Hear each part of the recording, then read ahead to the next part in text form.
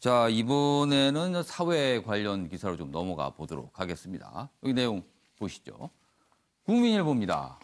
사실로 드러난 한진그룹 세모녀 밀수 의혹. 그동안 의혹이라는 꼬리표가 붙었는데 당국에서 사실로 드러났다 이렇게 돼 있습니다. 인천세관 기소 의견으로 검찰에 송치, 명품 등 7억여 원 허위 신고 혐의입니다. 자, 관련 기사 하나 더 보도록 하겠습니다. 이쪽에 있습니다. 명품, 생활용품, 과일 등 260회 밀수입, 이명희, 조연아, 조현민, 기소 의견 송치 같은 내용 전하고 있고요. 관세가 2억인데 회사가 대신 납부를 했습니다. 대부분이 개인이 쓰는 물건들을 들여왔는데요. 대한항공 법인도 검찰 송치, 세관 직원 2명은 징계 처분을 받았다. 이렇게 돼 있습니다. 자, 윤경호 의원님. 일단 의혹이 이제 확인이 된 셈입니다. 그런데 좀 궁금한 점은요. 7년입니다. 어떻게 7년 동안 이렇게 장기적으로 이런 일이 지속될 수 있었을까? 이 부분에 대한 궁금증 떨치기가 어렵습니다. 조양호 회장 가족이잖아요. 예. 두 딸 그리고 부인, 본인 조양호 회장. 예. 사실 어저께 이 기사가 나오고 나서 제가 저녁에 개인적인 자리에서 제가 만난 분의 반응이 아직도 안 끝났어요. 아직도 안 끝났어. 아직도 안 끝났다. 예, 아직도 안 끝났어. 그러니까 이번에는 지금 밀수 혐의로 검찰에 기소잖아요. 그 이전에는 탈세로 아마 국세청이 나섰던 전례가 있었던 것 같고요. 또 횡령 가지고도 있었던 것 같고 최초의 갑질 뭐 이렇게 됐었습니다. 원점으로 돌아가면 사실 조 씨 일가들이 공과 사를 구분하지 못하고 지금 살고 있는 거 아닙니까? 일종의 직원들과의 관계도 그건 뭐 업무 때문에 맺어진 계약 관계인데 그걸 마치 신분 때문에 맺어진 상하 관계인 양 하다가 욕설을 퍼붓고 발단은 거기서 시작이 됐습니다. 그렇습니다. 갑질을 하고 이거 역시 마찬가지라고 봅니다. 본인이 필요해서 가져온 개인적인 물품을 대한항공이라는 항공회사에 이를테면 관세를 뭐 좀 덜 낼 수도 있고 또는 빨리 통관할 수 있는 창구를 통해서 가져와서 자기 걸로 썼단 말이죠. 공사 구분이 안 되는 거죠. 그러니까 응당 잘못된 부분에 대해서 처벌을 분명히 받긴 받아야 됩니다. 그러나 조 씨 일가에 대해서 벌어지고 있는 이 일 중에 하나 딱 지적을 해야 될 수 있는 거는 공권력의 과잉 남용, 공권력의 과잉 행사라는 것도 좀 측면이 있지 않느냐. 어찌 보면 제가 아까 말씀드린 것처럼 아직도 안 끝났어라고 하는 게 일반 시각이 있긴 있거든요. 그런 점에서는 벌을 받는 건 분명히 받아야 될 겁니다. 잘못된 부분이 있다면. 그러나 찔끔찔끔 이것도 찔러보고 저것도 찔러보고라는 식의 인상을 준다면 그럼 이른바 나올 때까지 이 잡듯이 뒤진다 뭐 이런 의미인가요? 그런 식의 공권력의 행사가 지금 되고 있다고 만약에 비춰진다면 그건 좀 한번 돌아봐야 되지 않을까 싶습니다. 알겠습니다. 김창현 교수께서는 이 사안 어떻게 보고 계십니까? 재벌을 뭐 나올 때까지 두들겨보고 그러지는 않습니다. 우리나라 수사를 보면 이 재벌에만 가면 수사는 길어지고 처벌은 어려워지는데요. 검사들이 이런 말을 합니다. 1도 2부 3백이라고 해가지고 수사를 해보면 첫 번째 일단 공무원들은 도망부터 가고 1도, 2부는 오면 부인을 계속하고 세 번째는 마지막으로 백을 쓴다 이런데 공무원들은 그런 유형이지만 제가 봤을 때 재벌은 1, 2, 3이 전부 다 백입니다. 처음에 이 법조 인맥을 동원하고 또 법조 항맥을 동원하고 그리고 세 번째는 이 돈맥을 이용해서 그래서 이 수사가 자꾸 길어지는 것입니다. 못 찾은 것이 아니라 너무 많아서 어떤 식으로 어떻게 보면 조정을 할까. 그래서 아직까지도 안 끝나고 있는 것이 아니냐.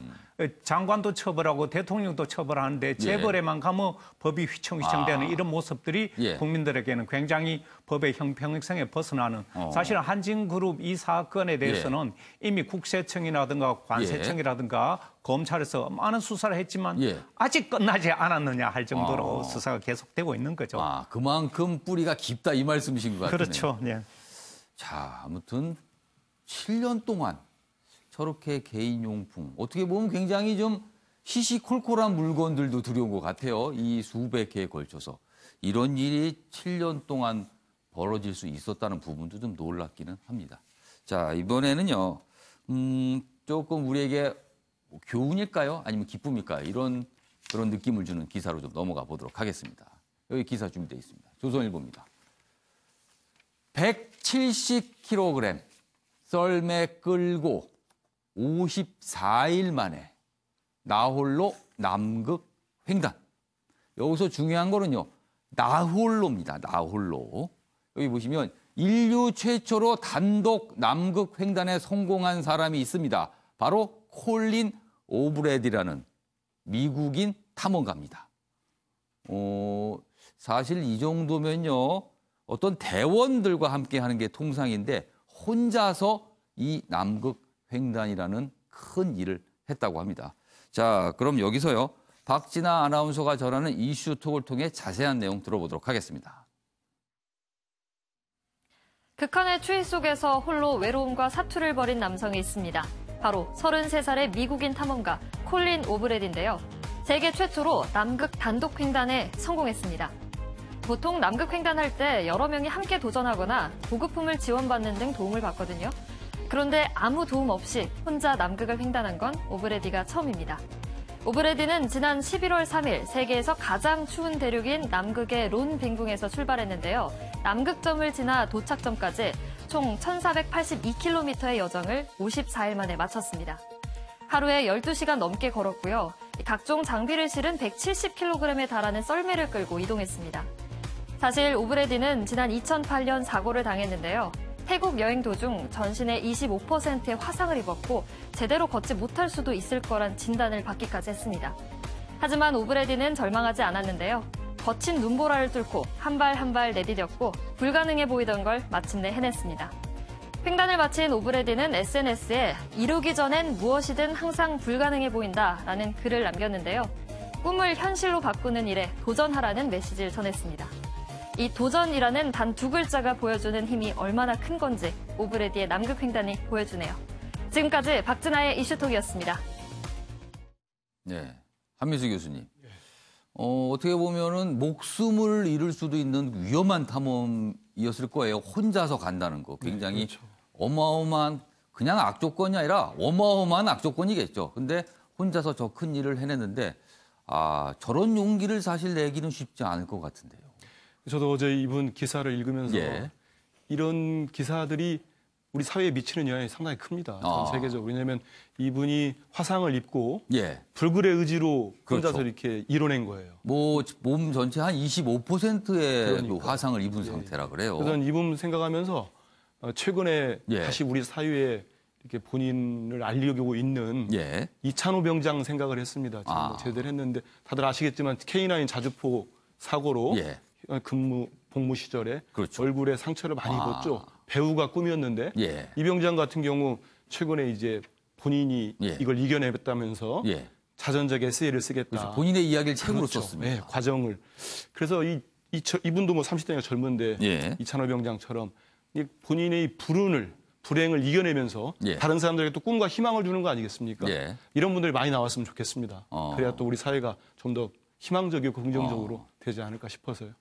감동적이었습니다. 요즘에 이제 많은 분들이요, 이른바 본인을 알리기 위해서 여러 가지 행동들을 합니다. 인터넷상에서 방송도, 1인 방송도 하고요, 어떤 사진을 올리기도 하고 하는데, 그 내용이 조금 눈살을 찌푸리게 하거나, 이렇게까지 하는가 싶은 내용들이 많거든요. 그런데 그런 분들은요, 생각을 좀 바꿔서 이런 탐험에 한번 나서시면요, 바로 유명해집니다.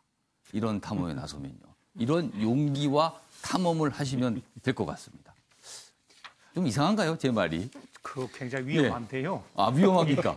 이 탐험이란 것은 목숨을 건 탐험입니다. 저는 이 자기 자신을 알리기 위해서 목숨을 건다는 것에 대해서 저는 반대입니다. 너무 위험하다. 네, 너무 위험하고. 그리고 또 한 가지 여기서 얘기하고 싶은 것은 이 오브레디 같은 경우는 아내의 이 응원이 굉장한 큰 도움이 됐다. 또 가족의 지원이 있었군요. 혼자 간 것이 아니라 아내의 응원. 그러니까 아내와 합의가 된 데 떠나도 떠나라. 네 혼자 가지 마라. 그래서 이제 아내의 그런 후원과 지원을 받았다면 예. 가서 예. 이렇게 또 엄청난 에너지를 발휘해서 성과를 내지만 예. 사실 이렇게 성과를 못 내고 이름 없이 죽어가는 사람들도 많기 때문에 그렇죠. 저는 모험에 뛰어들라는 말은 위험하지 않을까 생각합니다. 그러면은 너무 무모하게 뛰지 말고 그리고 꼭 가족의 동의와 지지를 받고 하시는 게 맞아요. 수정을 좀 하겠습니다. 자, 이번에는 국제 기사로 좀 넘어가 보겠습니다. 트럼프 대통령 이야기가 나와 있네요. 동아일보입니다. 트럼프, 미국 더는 호구 아니다. 이런 표현을 썼습니다. 세계의 경찰, 미국이 세계의 경찰이 계속 있기를 원하면 돈을 더 내라. 이렇게 얘기를 했습니다. 내용 잠깐 더 보면요. 이라크 미군 기지 깜짝 방문하면서 이런 말을 남겼습니다. 보상도 못 받으며 싸워줄 수 없다. 동맹국 무임승차를 강하게 또 비난을 한 겁니다. 그래서 지금 한미 방위비 분담금 협상이 진행 중인데 이런 걸 의식한 걸까요? 우리에게는 압박으로 들릴 수 있는 내용입니다.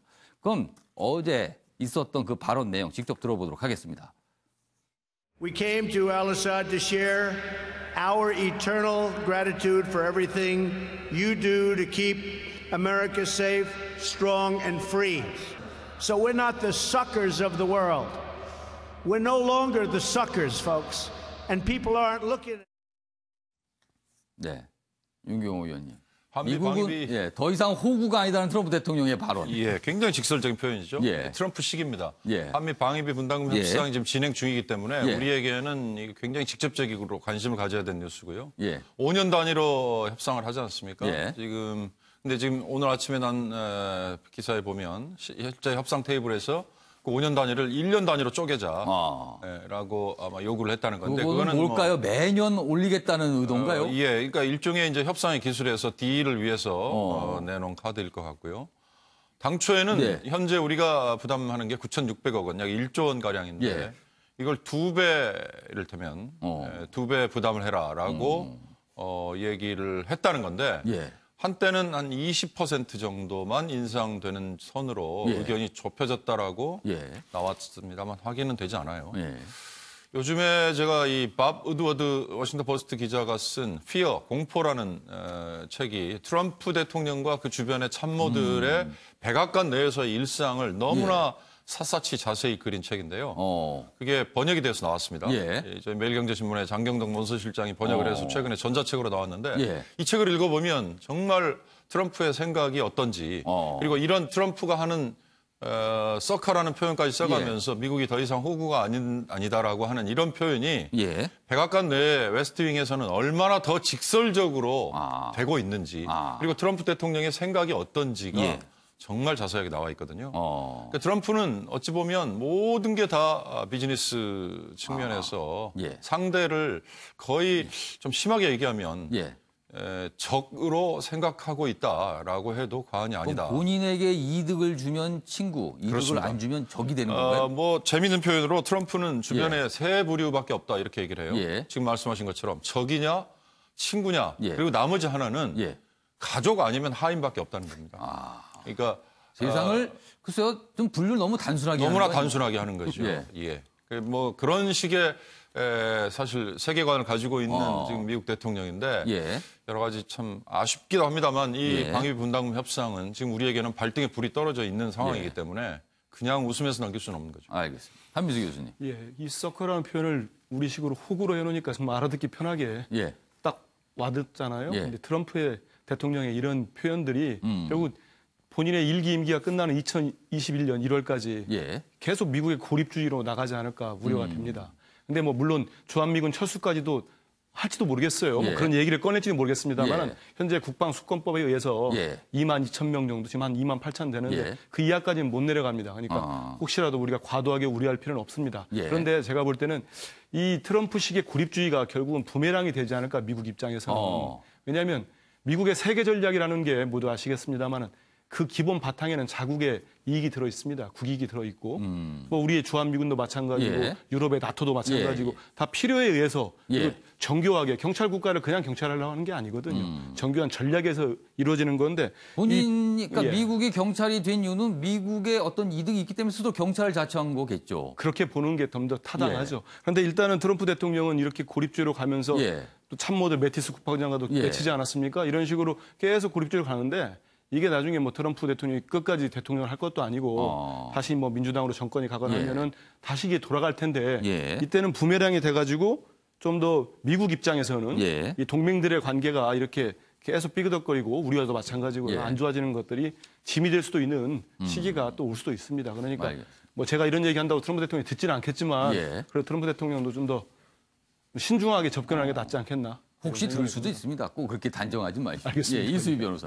저는 좀 걱정이 되는 것이 이게 이제 주한미군 부담금 문제, 이게 나중에는 이제 좀 감축 뭐 이런 얘기까지도 이제 진전될 수 있다 이런 이제 예측들도 나오는데 이런 사안이 결국 또 우리 남한에서 남남 갈등을 부추길까봐 저는 그것이 상당히 걱정이 됩니다. 그래서 주한미군과 관련된 얘기가 자꾸 나오게 되면 그래서 이런 경우는 지금 청와대에서 이런 중심을 잘 잡고 주한미군 감축이라든가 이런 거는 없다.